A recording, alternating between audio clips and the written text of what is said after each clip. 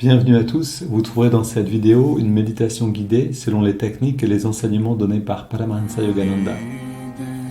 Ces enseignements sont basés sur des vérités universelles et n'appartiennent à aucune religion en particulier. La tradition yogique dont ils sont issus les met au service de l'humanité tout entière. Si vous voulez profiter pleinement de cette expérience, prenez le temps de passer par chacune des techniques guidées ici. Elles permettent tout ensemble de mieux goûter à ce que l'on appelle l'état de méditation. Cette vidéo contient également une technique de préparation à la méditation appelée Yogoda, qui sert à la fois à nous recharger en énergie et à développer la perception de celle-ci. Pour apprendre cette technique, ouvrez la liste de lecture Apprendre Yogoda. Selon la tradition transmise par Yogananda, un chant précède immédiatement la méditation afin d'orienter nos pensées et nos sentiments vers une fréquence propice. Pour sauter cette introduction la prochaine fois ou pour aller directement au début de la méditation guidée, voyez les repères indiqués dans la description de la vidéo ou dans la barre de lecture. Si vous appréciez le contenu de cette vidéo, vous pouvez nous aider en vous abonnant et en ajoutant un pouce. Ananda Francophone vous souhaite une belle méditation.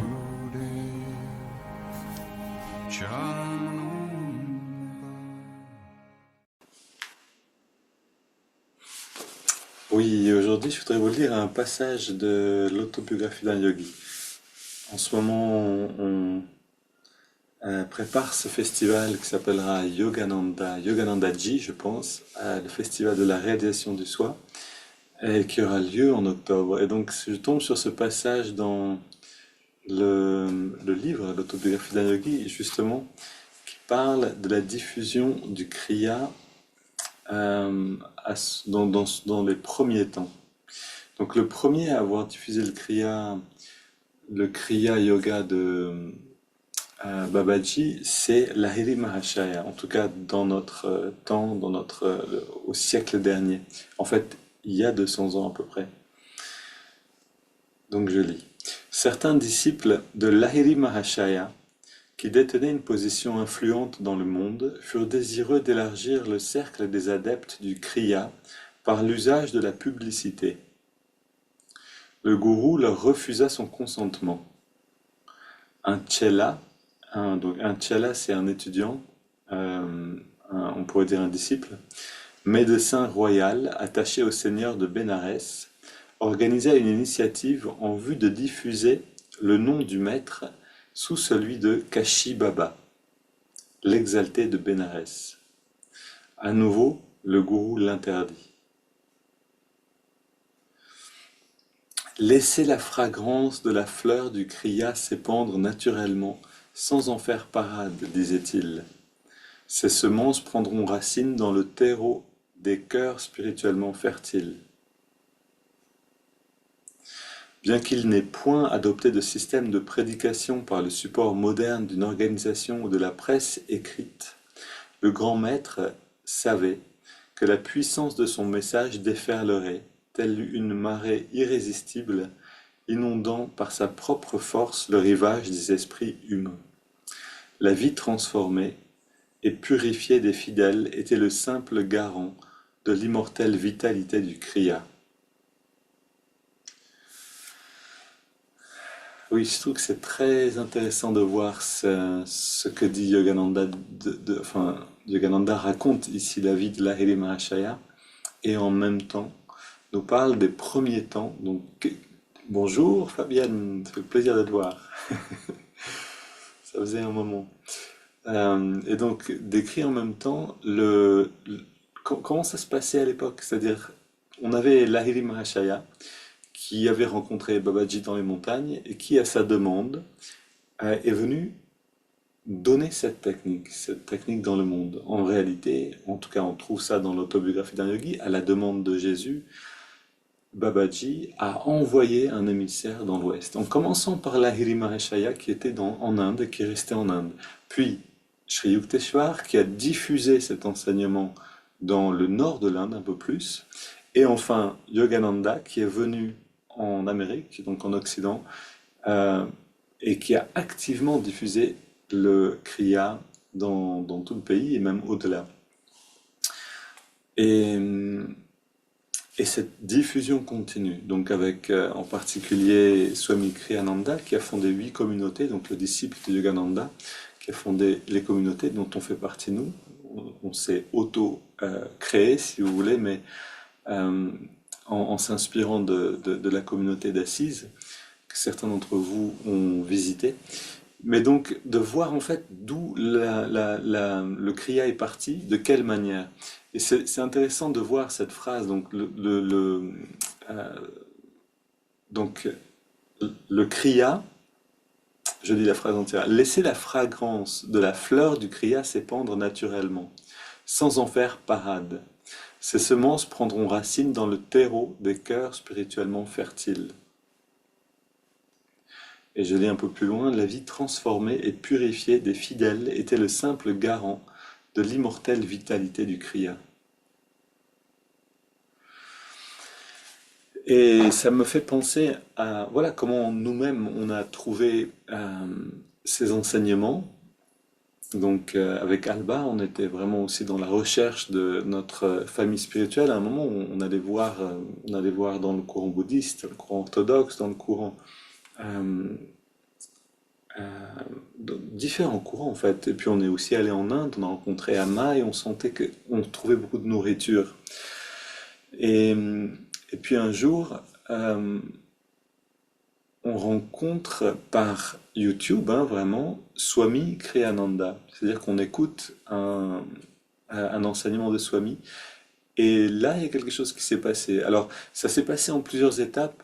D'une part, on a rencontré Swami Kriyananda, ses enseignements sur YouTube, on l'écoute en parler, et là, on a senti en effet quelque chose.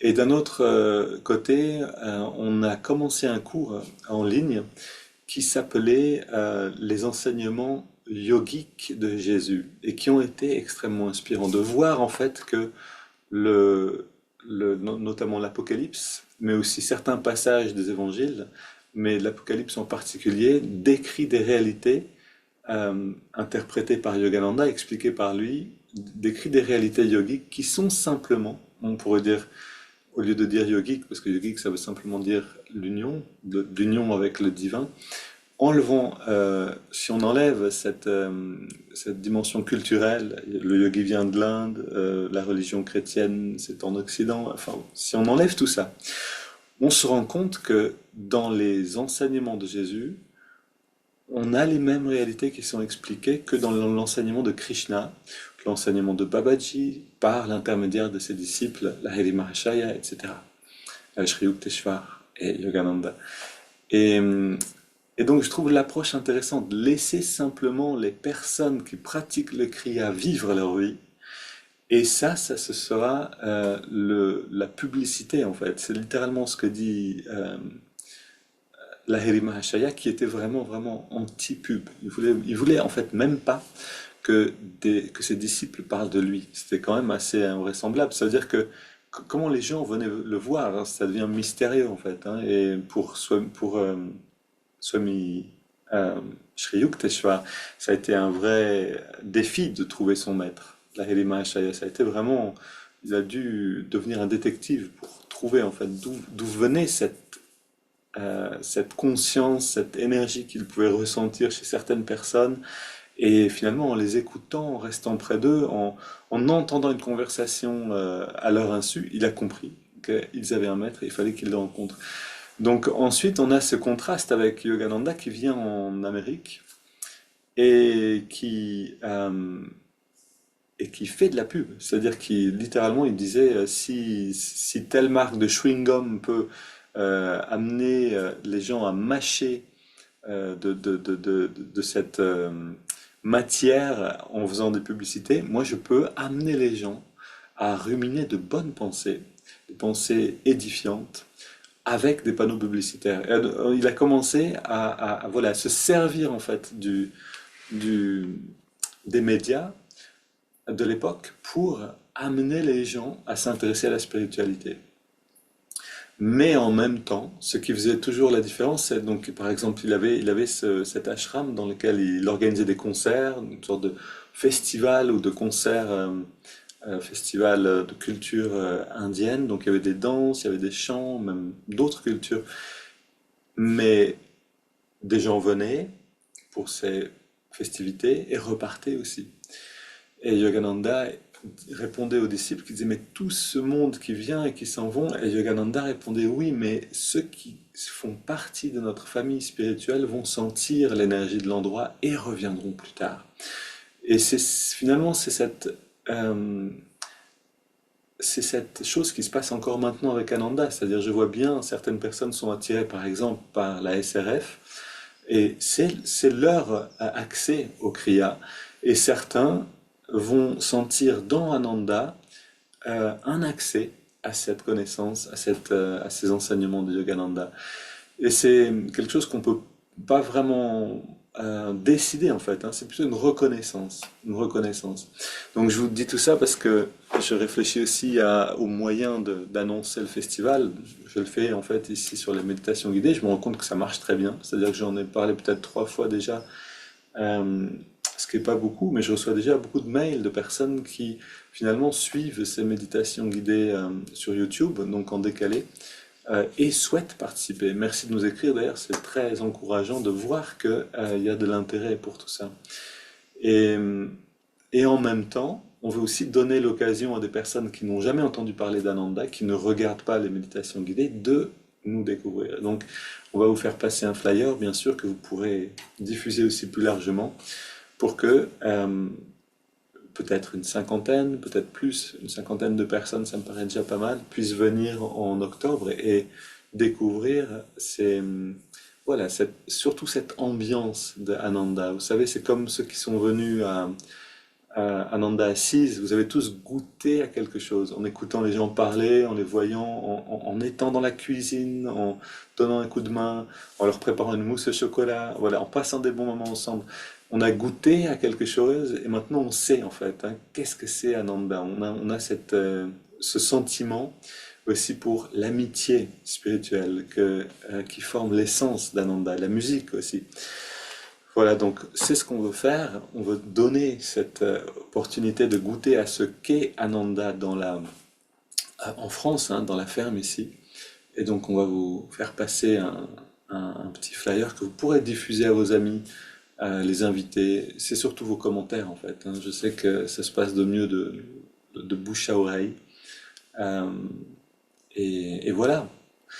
Et comme le dit Lahiri Mahashaya ici, on ne souhaite pas atteindre des centaines de personnes, mais euh, on essaye de toucher les personnes qui sont censées raisonner avec ça. C'est-à-dire qui attendent d'une certaine manière qu'on manifeste quelque chose pour retrouver ce qu'elles attendent, ce dont elles ont besoin pour grandir spirituellement. Il est 7h14, j'ai décidé de ne pas parler 7h15, pas parler plus que 7h15, donc c'est parti maintenant pour la pratique. Allons-y. D'ailleurs, c'est sans doute la meilleure manière de faire de la pub, c'est-à-dire d'annoncer que ouais, il y a ces enseignements-là, c'est simplement de se retrouver, de méditer ensemble tous les jours. Vous savez, c'est la meilleure manière de faire. C'est intéressant, quand on a voulu créer Ananda en France, on a appelé notre ami Darshan qui habite à Assise, que beaucoup connaissent, et la première chose qu'il nous a dit, c'est si vous voulez créer quelque chose, commencez par méditer ensemble. Et ça fonctionne. Et ce qui est drôle, c'est que maintenant, donc, on a ces méditations guidées. Euh, Vous êtes un groupe consistant, ceux qui sont en direct, ceux qui sont en décalé sur YouTube, enfin qui sont avec nous quand même.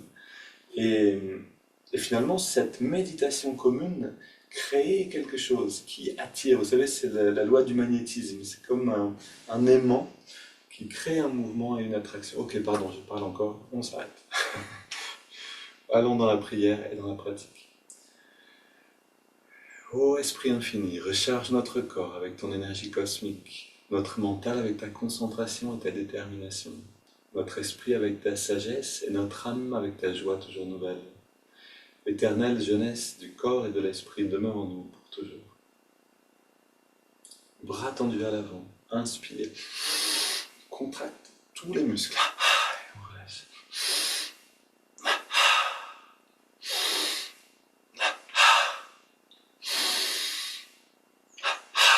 Dernière. Main sur les hanches. ou d'ailleurs une main sur un mur, aucun problème. Contracte le mollet vers l'arrière et vers l'avant. Rotation de la cheville. Et on change de côté.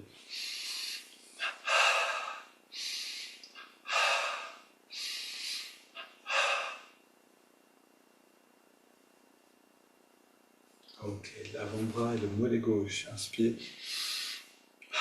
Et on relâche cuisse, biceps.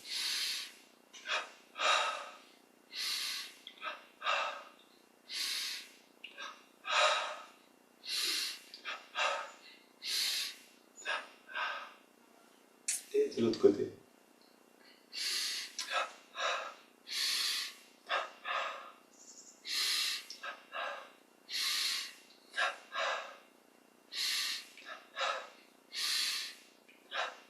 Les deux côtés ensemble. Vous voyez, on génère de l'énergie avec tout ça.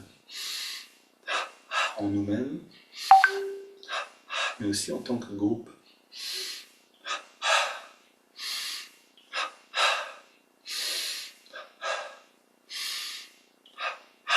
Et maintenant, on reste très détendu, on inspire profondément. On garde l'air dedans. On relâche toute tension dans le corps et on expire par la bouche. Et on sent ce bien-être.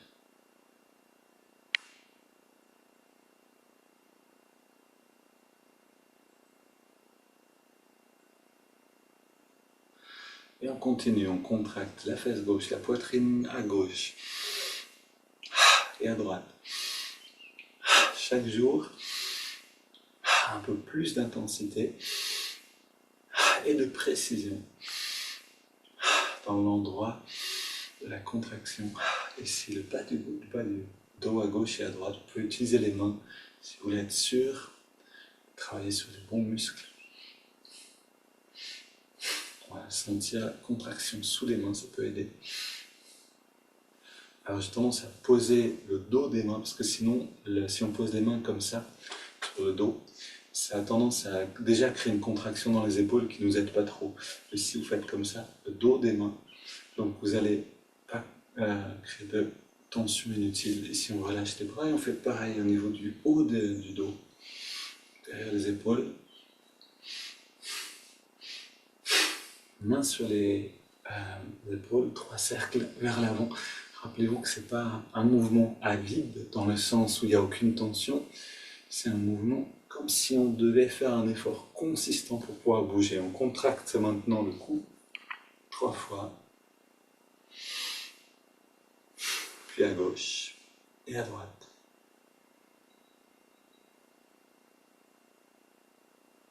Puis on baisse la tête et on contracte la nuque en redressant la tête.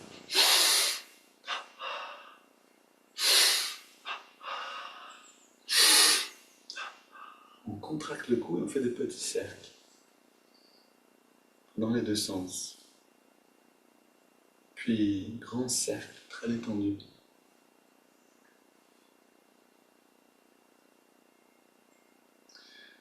Les bras tendus vers le sol, poings fermés. Double twist. Les épaules dans une direction, les hanches dans l'autre.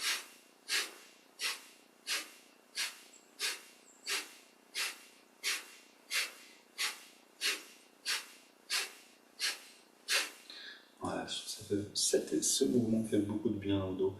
Ici, les mains sur les hanches, jambes légèrement écartées, 3 cercles. Toujours en engageant les muscles le long de la colonne au maximum, puis dans l'autre sens.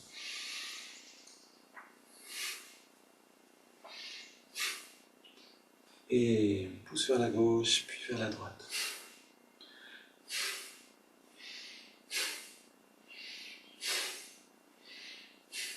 Ok, les pouces sur les vertèbres. Inspire, on arrondit. Expire, on creuse le dos.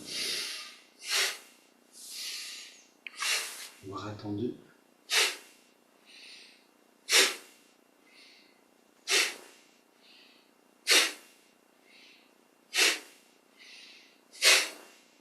On tapote sur toute la surface du crâne.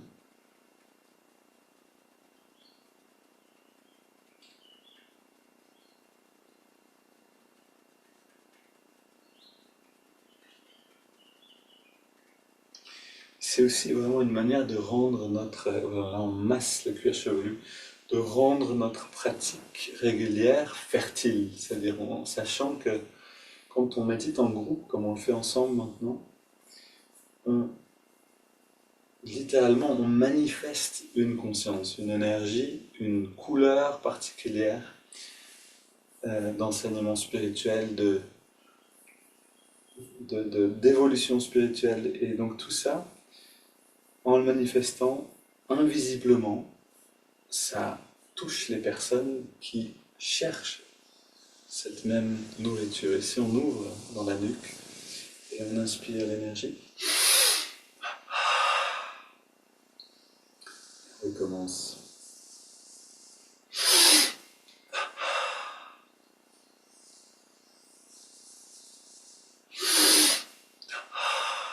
Et donc on est déjà en pratiquant pour nous-mêmes, en fait on est déjà dans une forme de service.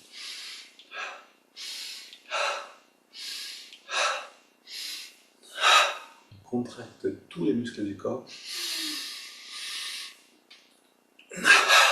Encore une fois.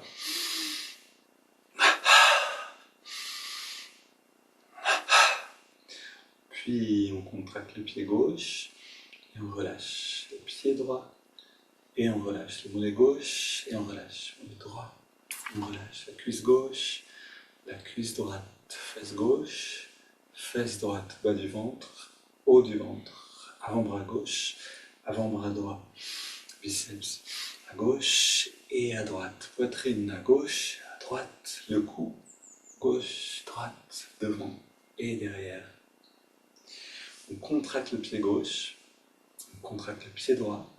On ajoute le mollet gauche et le mollet droit, on ajoute à chaque fois donc cuisse gauche, cuisse droite, fesse gauche et droite, bas du ventre, avant-bras gauche et droite, les biceps, la poitrine, double inspire, tous les muscles, jusqu'à sentir une vibration, un tremblement des muscles.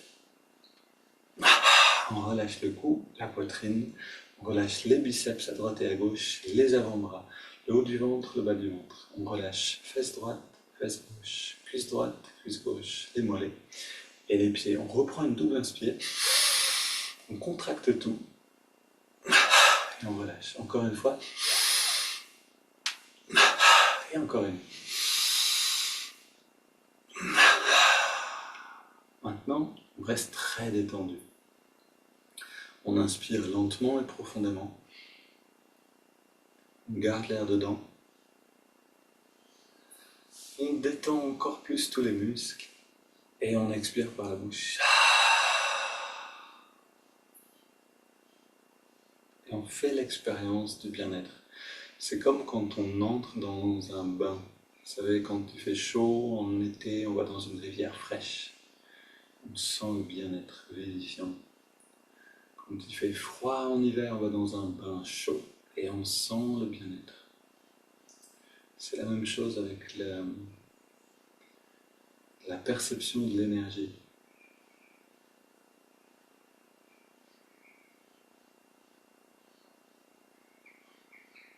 On continue avec les haltères.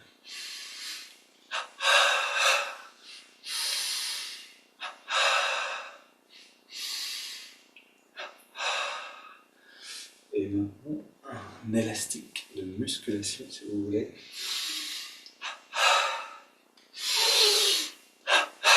Haltère latéral.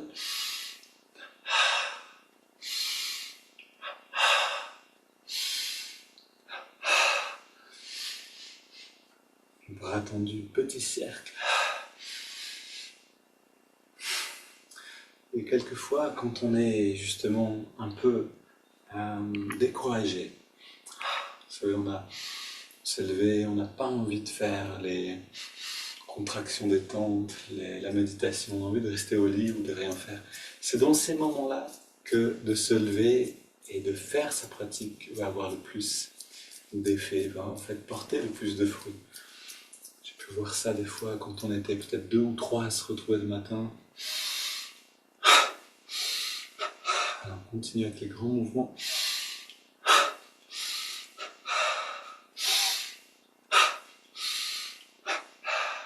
Et Et c'est quelquefois ces méditations enregistrées où on était 2 ou 3 en direct qui ont touché des centaines de personnes ensuite sur YouTube. Donc on ne peut jamais savoir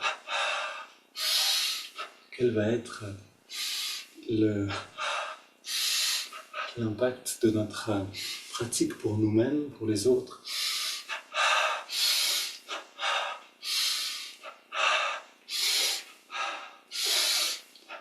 Ok, on marche sur place et on va chercher ce bon sourire qui est là, qui attend juste qu'on aille le chercher.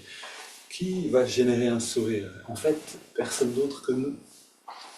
Je suis positif, énergique et enthousiaste. On court sur place.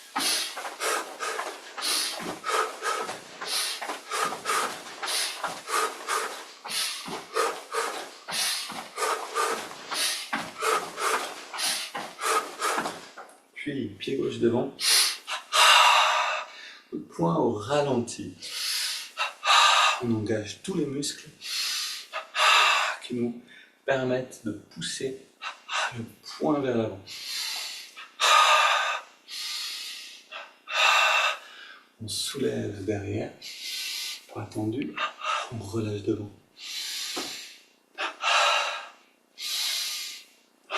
On soulève devant, on relâche derrière. Maintenant, une grande inspire. Expire.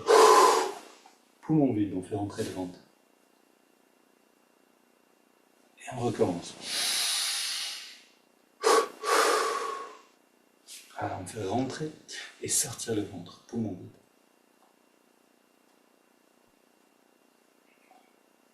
Et encore une fois.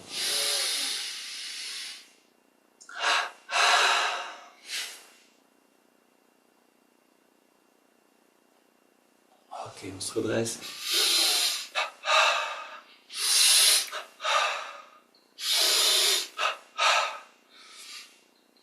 Mollets et chevilles.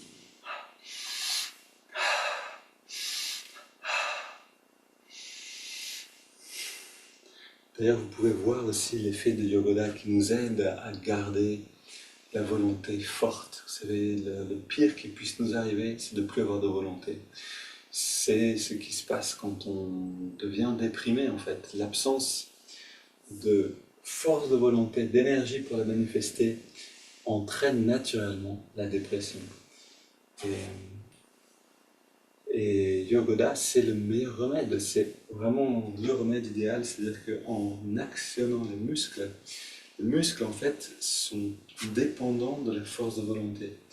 En agissant sur les muscles avec intensité, c'est sur la volonté qu'on agit, c'est la volonté qu'on remplit à chaque fois. Et donc ça nous aide à garder l'entrain, à garder l'enthousiasme. Voilà, on reste très détendu maintenant, c'est juste ces mouvements d'expansion de la conscience.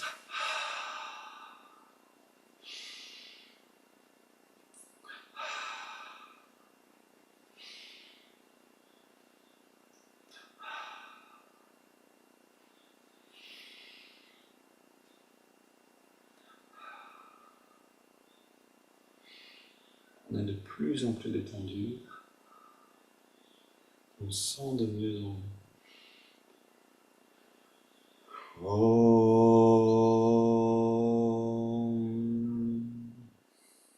Puis on relâche les bras, on garde les yeux fermés, regard légèrement dressé.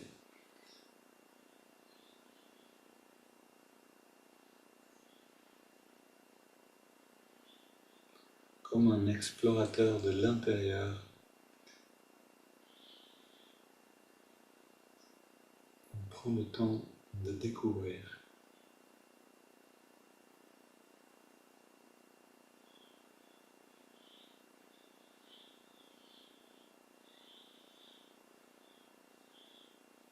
Si vous êtes attentif, vous verrez que certaines parties du corps d'énergie se manifestent seulement après un certain temps. Et bien assis, le dos dressé, détendu.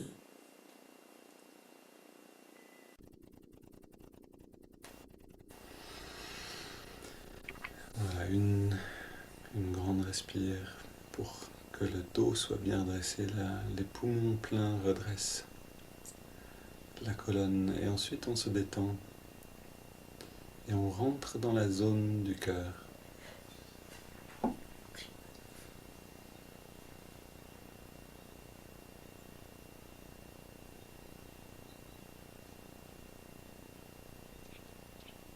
On va chanter un chant très doux aujourd'hui, un mantra très doux et qui nous aide à sentir cette ouverture du cœur. Alors, le cœur, il est subtil, c'est pas comme les sens. Si on touche quelque chose, si on goûte du citron, on ne peut pas passer à côté, on le sent bien. Mais le cœur, c'est différent. On peut passer à côté si on n'est pas vraiment en nous-mêmes. Donc ce chant nous aide à découvrir cette dimension, à la vivre consciemment. Om Namo Bhagavate Vasudevaya. C'est les paroles, on va les répéter en boucle. Om Namo Bhagavate Vasudevaya. Om Namo Bhagavate Vasudevaya. Om Namo Bhagavate Vasudevaya. Om Namo Bhagavate Vasudevaya. Om Namo Bhagavate Vasudevaya. Om Namo Bhagavate Vasudevaya. Om Namo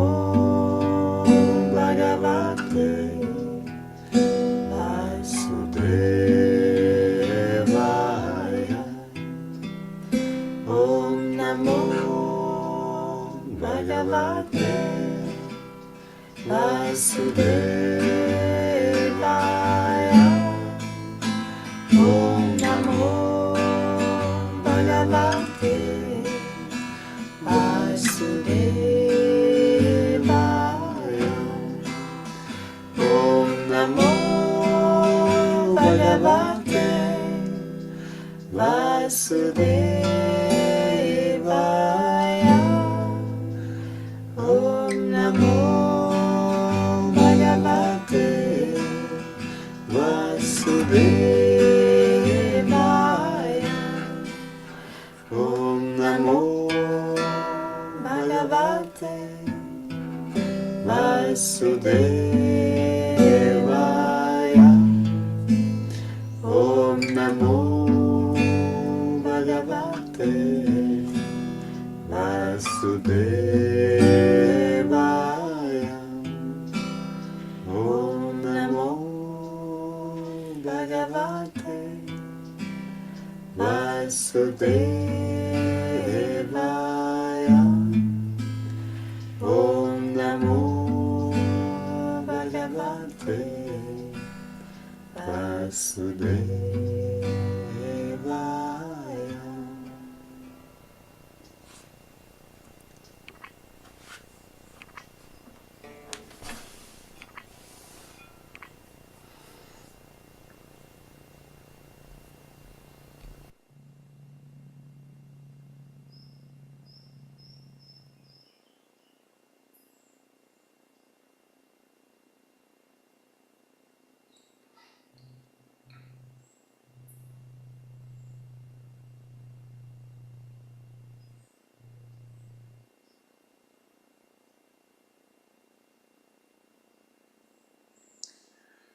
On observe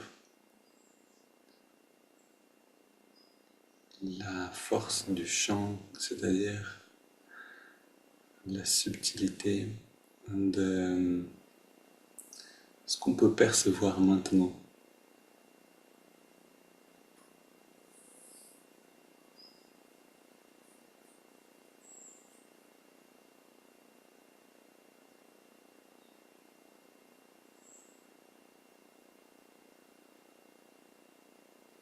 Et on peut trouver dans les perceptions subtiles, nous dit Yogananda, une satisfaction bien supérieure à celle qu'on peut trouver par les sens.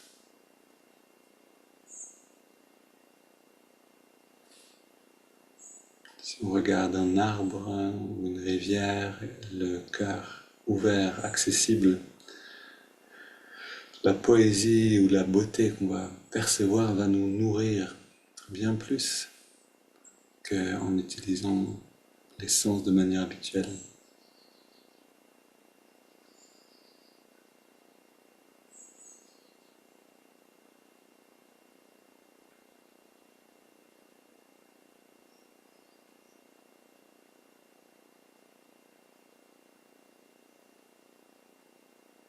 Et puis on respire profondément.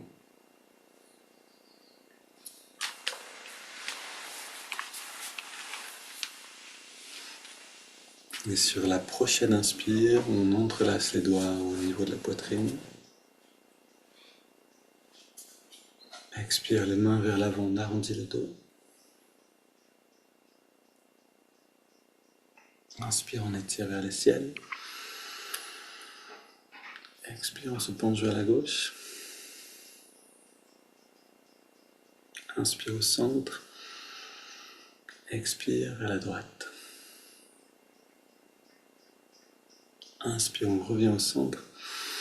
Expire, on se on se tourne vers la gauche. On pose les mains et on va le plus loin possible dans la rotation.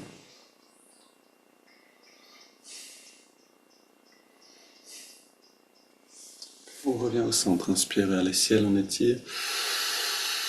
Expire, on se tourne vers la droite.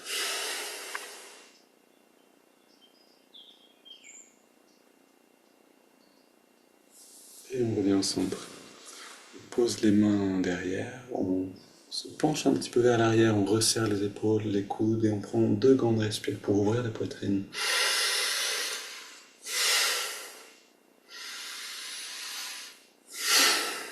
Okay. On revient au centre, on pose les mains sur les cuisses, on vers les ciels et on se prépare à prendre les 20 grandes respires. On trouve une position très détendue, bien redressée, confortable.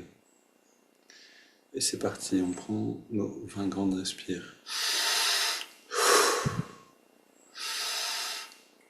Sans hâte, sans se presser, tranquillement, presque sans effort.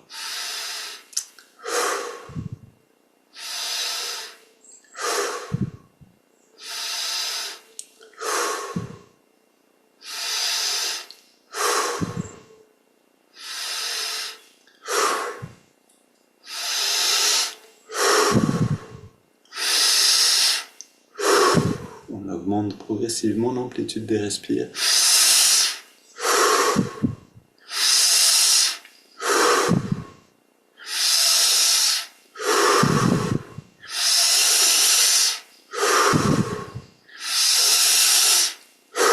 Puis les 5 dernières, on veut saturer le corps en oxygène.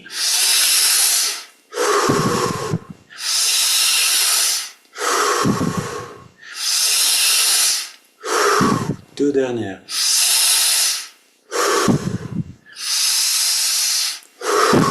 Puis on inspire lentement et on garde l'air dedans. On remplit bien les poumons.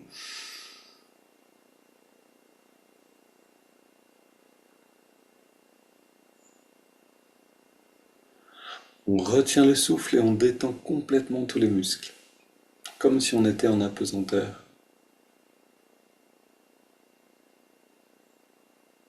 Puis on expire sans faire aucun effort et on s'arrête simplement de respirer. Et dans cette détente, on ressent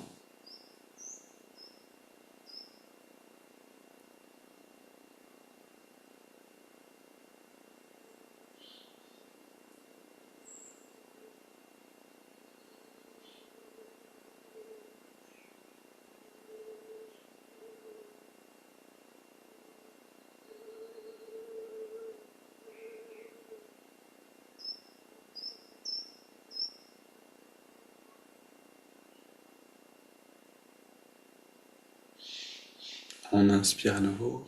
Bon, si c'est trop long, vous pouvez toujours respirer avant. On garde l'air dedans. On monte le ventre. On contracte le périnée. On redresse le regard un peu plus. On relâche et on expire.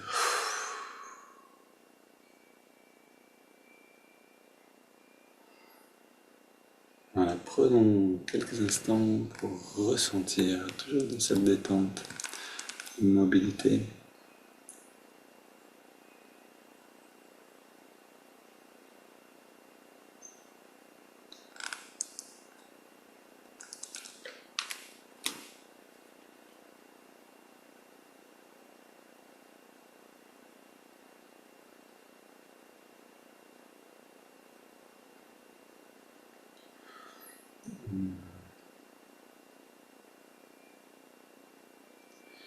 Voilà, les 20 respirations nous ouvrent une porte. Et je vous encourage à devenir vraiment conscient de ce qui se passe pendant le moment où on arrête de respirer,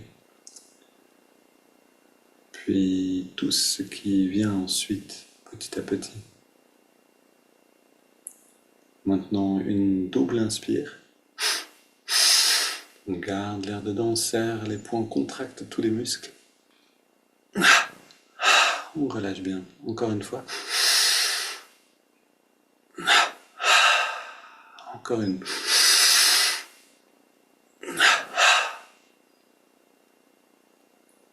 Et maintenant, tout en gardant cette détente, on inspire sur 5 par les narines, en ressentant l'énergie remonter le long de la colonne. C'est parti.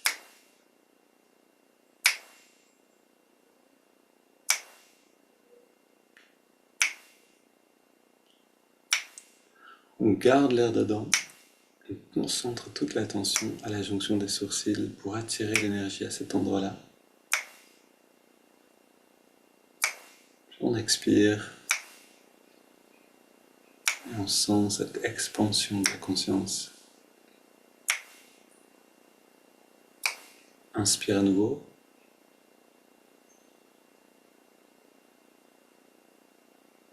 Voyagez en vous-même le long de la colonne. On garde l'air dedans.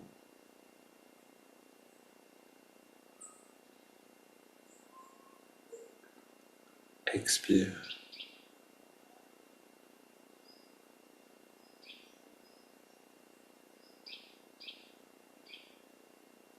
Inspire.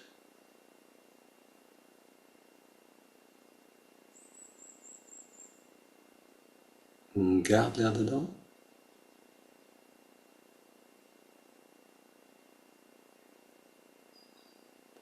Expire.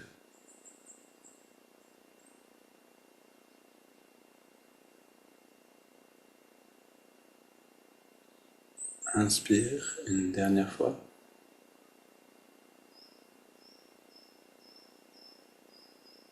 On garde.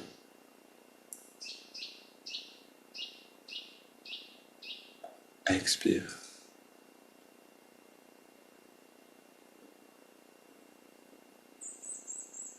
On prend une grande inspire. Puis on laisse le corps respirer de lui-même.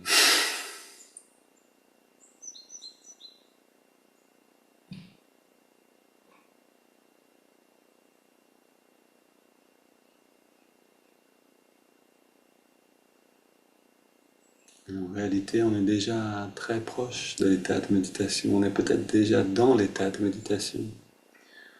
Toutes ces techniques sont là pour nous aider à l'atteindre très naturellement.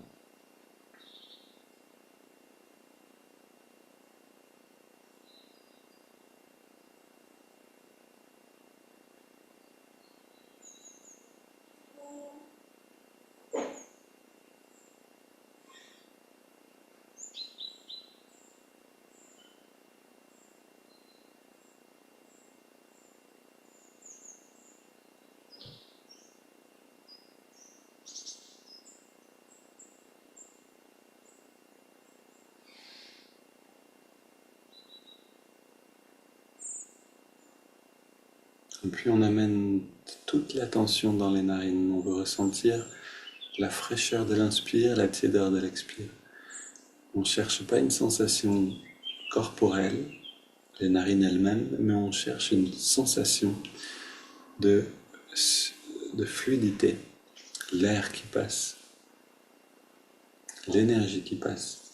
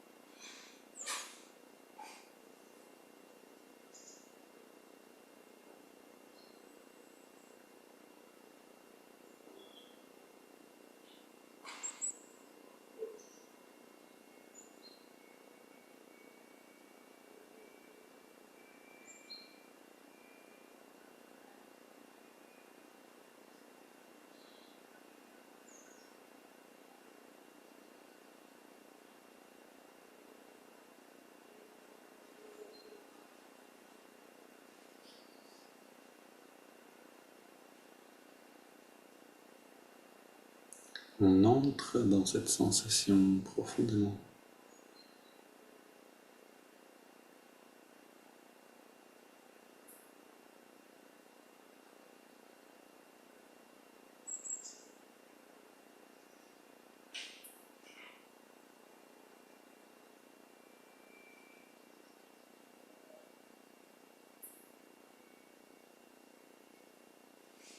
Puis on ajoute le mouvement de l'index de la main droite. À chaque inspiration, l'index revient un tout petit peu vers la paume de la main. À chaque expire, on relâche l'index. Mais surtout, on détend tous les muscles du corps. On cherche les dernières tensions et on les abandonne.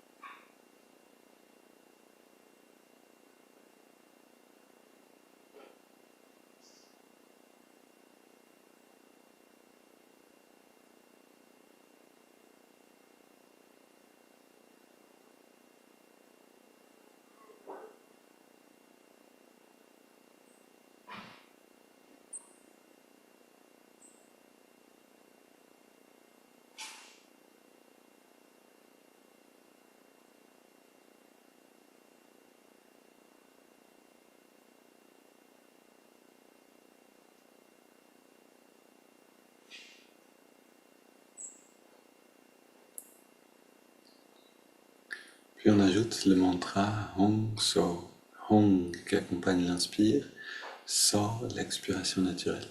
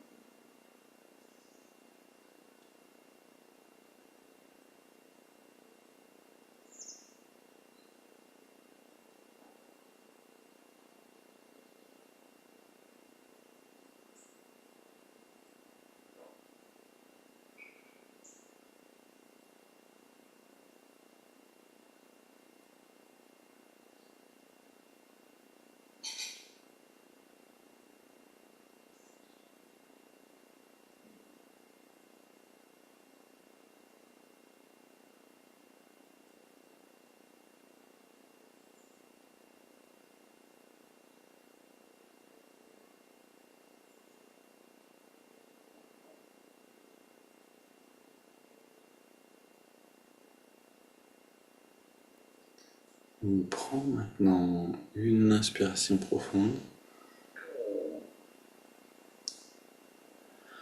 On expire en 3 fois. Petite pause.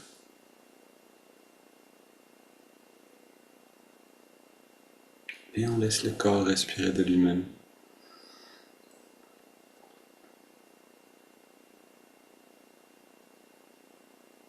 On abandonne l'observation du souffle, le mouvement du doigt et le mantra.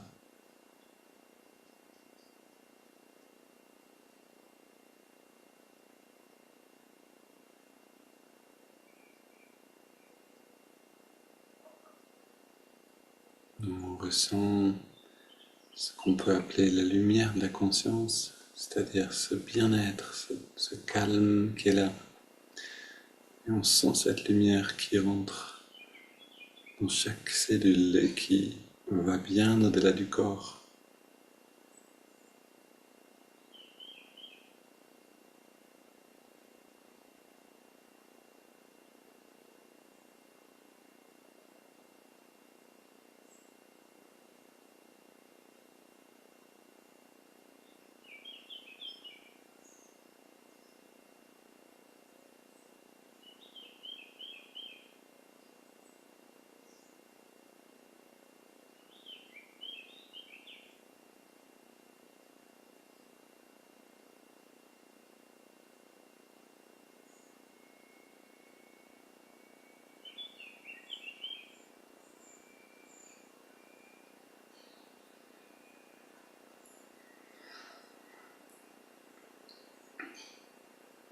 Voilà, on est arrivé à destination. Maintenant, on pourrait dire, commence la méditation. Vous pouvez prolonger ce moment tant que vous le sentez. Et je voulais juste vous dire que ce samedi, on proposera un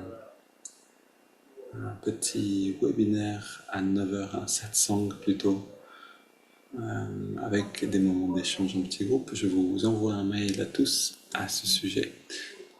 Une belle journée à tous.